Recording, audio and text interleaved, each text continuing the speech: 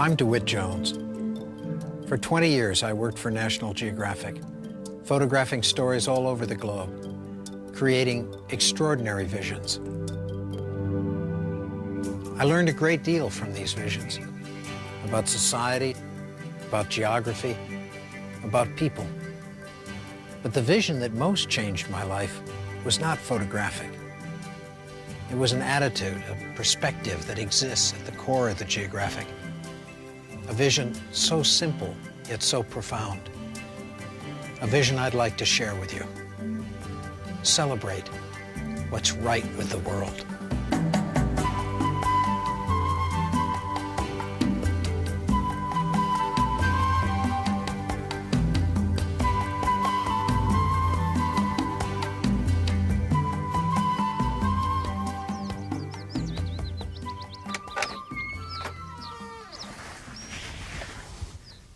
We all have teachers in our lives, mentors that show us what's possible. The National Geographic was one of those for me. Maybe it was for many of you. You know, I used to read it at night, and even after my parents told me to turn out the light and go to sleep, I wouldn't do it.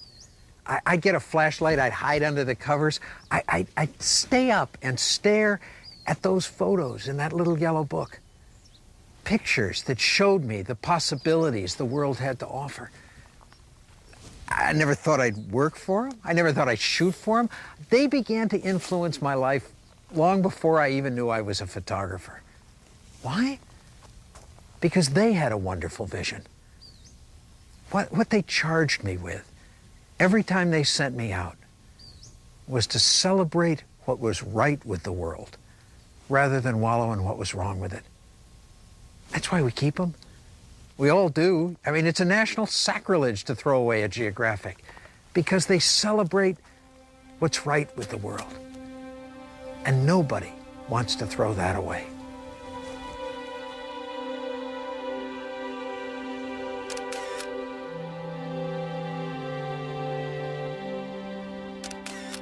When I was growing up, I used to hold that maxim, I won't believe it until I see it. Yet the more I shot for the geographic, the more I realized that I had it backwards. That the way it really works is, I won't see it till I believe it. That's the way life works. Well, I believed it. I believed the vision of the geographic, and the more I did, the more I'd see it in everything. They'd send me out to places I'd never been. I believed there would be beautiful landscapes to photograph. They'd appear. I believed those landscapes would be full of wonderful people. They'd be there. I'd begin every assignment, every day, every shot, trying to celebrate what was right with the situation rather than what was wrong with it. When I started, I had no idea how powerful that vision would be, how much it would change my life. But vision controls our perception, and our perception becomes our reality. Celebrating what's right with the world. It was a vision that had purpose and passion for everybody at the Geographic. Do you have a vision like that? Not just for your organization, for yourself. You know, a vision that you can put into 6 words that every morning when you say those words, you say, yes, that's why you're doing whatever it is you're doing. Because when the vision is clear, then passion and creativity are there as well. I know that. I know that because I lived it. All of a sudden, I wasn't just looking at those pictures on the printed page. I was there, and what an incredible place there was. From the highest mountains, to rivers drenched in sunlight, to rainbows and seashells. Everywhere I looked, there would be amazing beauty for me to photograph. And in the Geographic's view, man was an integral part of that beauty. Not something separate, just as beautiful, just as magical as anything else on the planet. And when I celebrated the best in people, I could see that. I could see it in the faces of those at work, or the body language of those at play, those in their youth, or in their age. Can you believe this guy? I thought this was going to be a good shot before he smiled. I would see it. I would see that light that shines not on us, but from within us. From within us when we trust enough to let it out. It was the same light I'd seen in nature that didn't have to trust to expose itself, but just graced us every day with the delicacy of a flower or the fading light on Half Dome.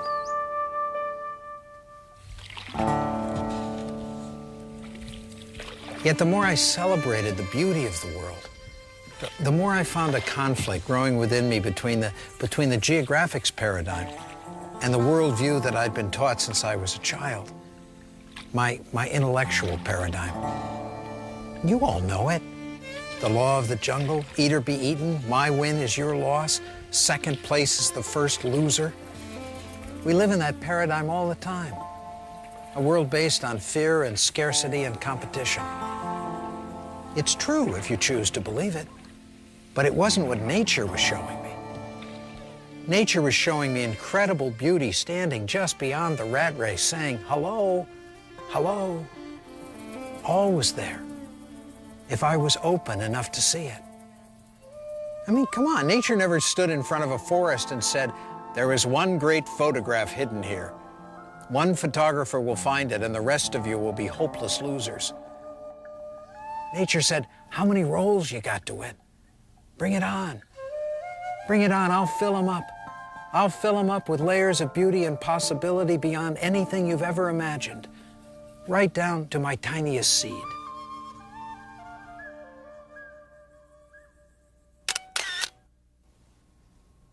Do we choose to see those possibilities?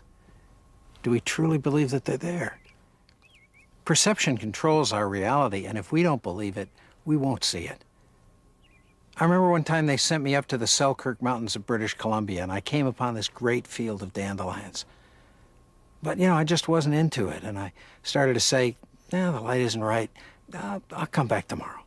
We've all been there. It happens all the time, at home, at work. I just can't get into it. I'll do it tomorrow.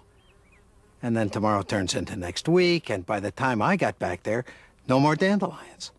I had puffballs. That wasn't the way I planned it. And I was just about to leave when a little voice inside me said, come on, DeWitt, what's here to celebrate? I know it wasn't how you planned it, but what's right with the situation? Where are the possibilities? And before I knew it, I was into puffballs, puffballs, puffballs, over the puffballs, and eye level with the puffballs, under the puffballs, looking at them from every angle until, whoa, whoa, that's what I found. It was there. It seemed it was always there, if I was open enough to see it.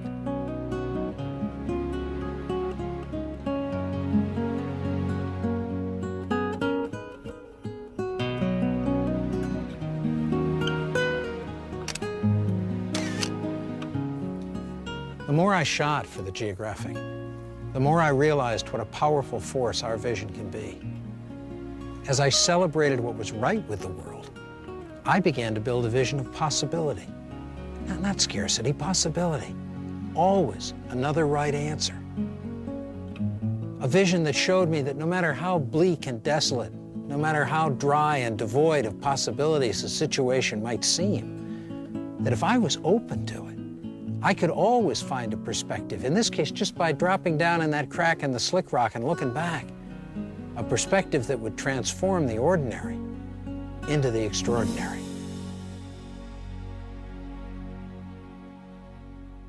How open to possibility does our vision allow us to be?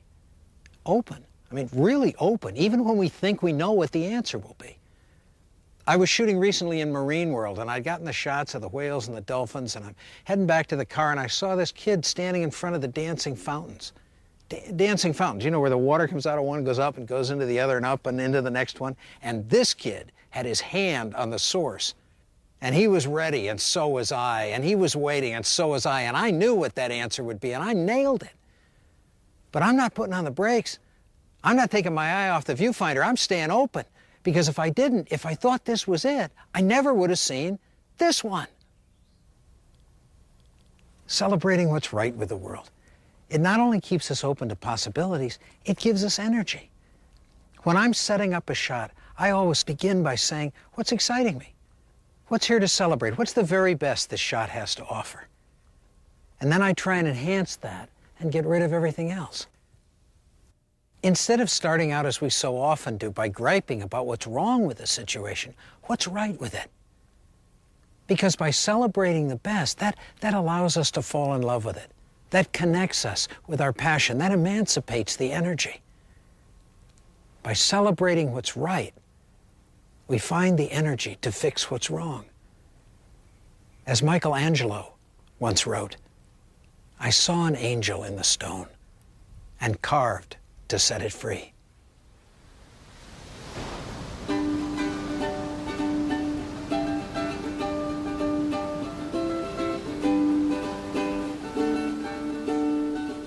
The right vision. It keeps us open to possibilities, it gives us energy, and it makes us much more accepting of change. Change. Boy, as a photographer, I'd pray for change. I'd get down on my knees and beg the weather or the wind or the light to do its thing. It was the status quo that would make my pictures boring and redundant. In fact, I began to see that the very thing that so often frightens us today, that awesome change curve we hear so much about, the phenomenal rate of change in our society, was really my ally. In fact, if I viewed it from just a slightly different perspective, it wasn't a change curve at all. It was a possibility curve. A possibility curve. Could I see it like that? I knew from my photography that it was true. Change is possibility, and the times of most change always hold the most potential. So we live in an accelerating possibility curve. Perhaps we can't control it, but we can learn to ride it like a surfer on a wave or a bird on a thermal, to use its power to take us where we want to go, to live in uncertainty and yet act with confidence. Now that's something I could celebrate. And the more I did, the more I took all my skills and used them to ride that wave of possibility, the more I found in my photography and in my life that the difference between a good frame and a great frame is measured in millimeters, not miles. Good frame, a morning glory on a beach in Maui, 10 inches closer. Great frame. Good frame, a cowboy in Bryce Canyon, 30 feet away in the doorway of a barn. Great frame. Good frame, sunset on the Golden Gate Bridge with the new moon rising. How could it get any better? 15 minutes later. Great frame. When we believe it, we'll see it. The power of vision is extraordinary. It transforms the way we look at the world. It can take us from flapping in the middle of the flock to soaring to heights we've never dreamed of. But we have to be willing to trust it, to come out to our edge. Because it's here on the edge that we find the winds to take us higher.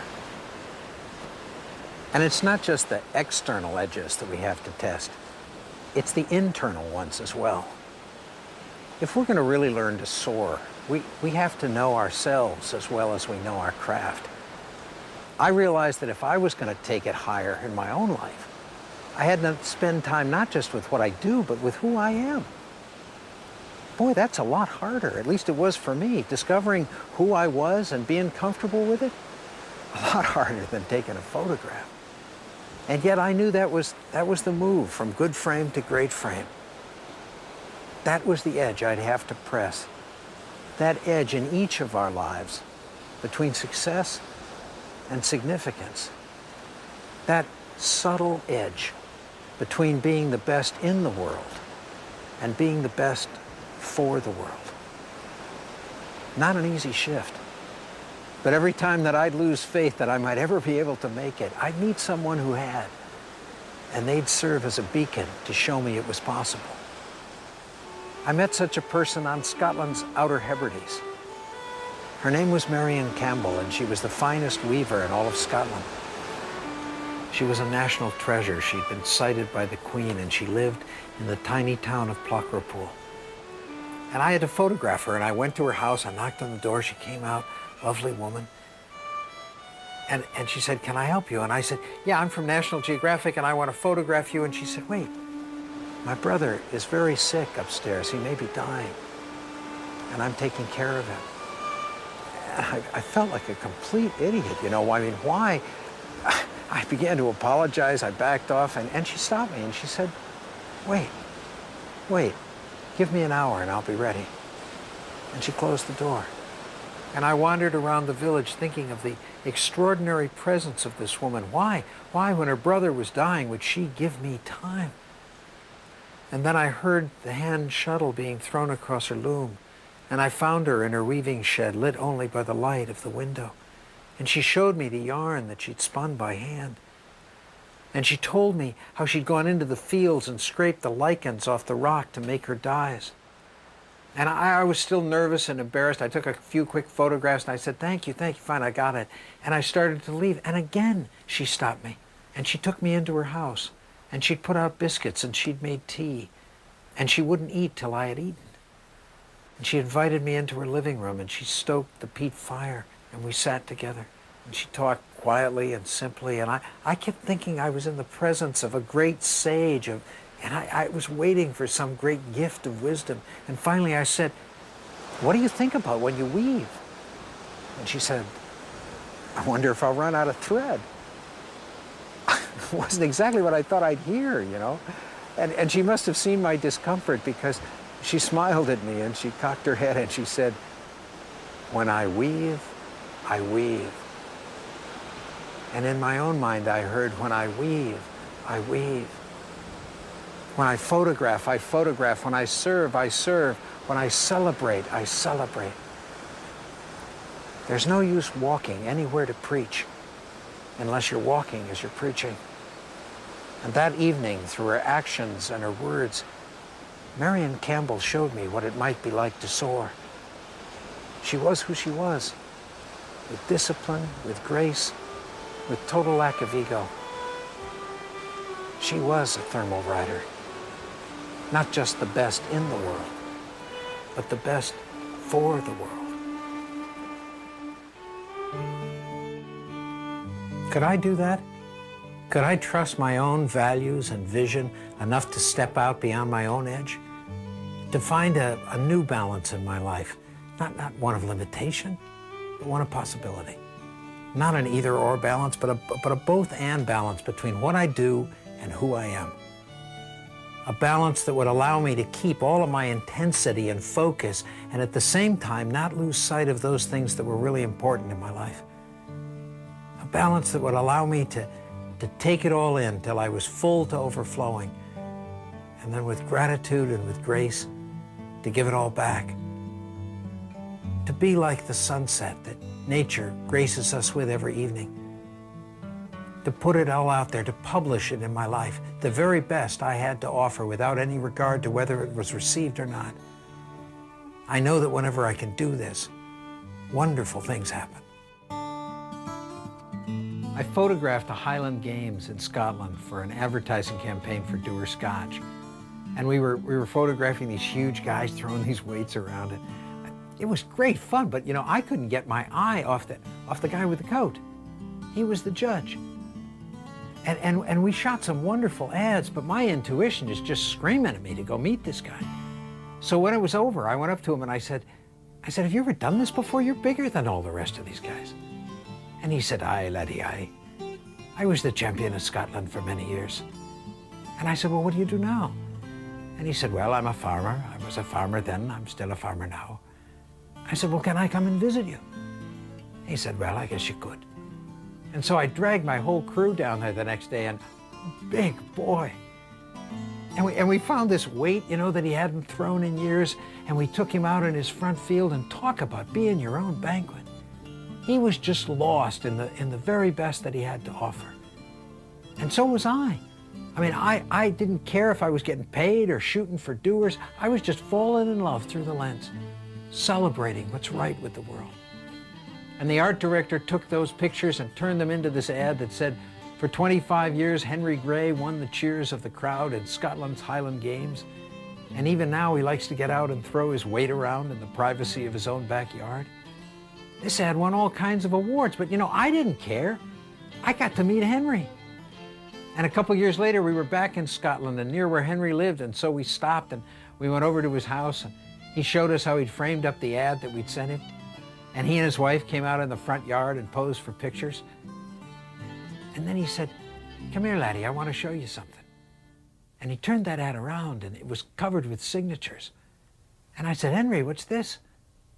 And he said, "Well, laddie, I ran that ad all over the world. And all of my relations in New Zealand and Australia and the US, they all saw it, and they all called, and they said, 'Henry, is that you?' And I said, 'Aye, it's me.' And they said, 'Well, we think we better come back and check on you.' And so because of that ad, they had the first Grey Clan reunion in more than 200 years. We never know where it's going to go when you publish it in your life, when you give it all back. You just have to do it and believe.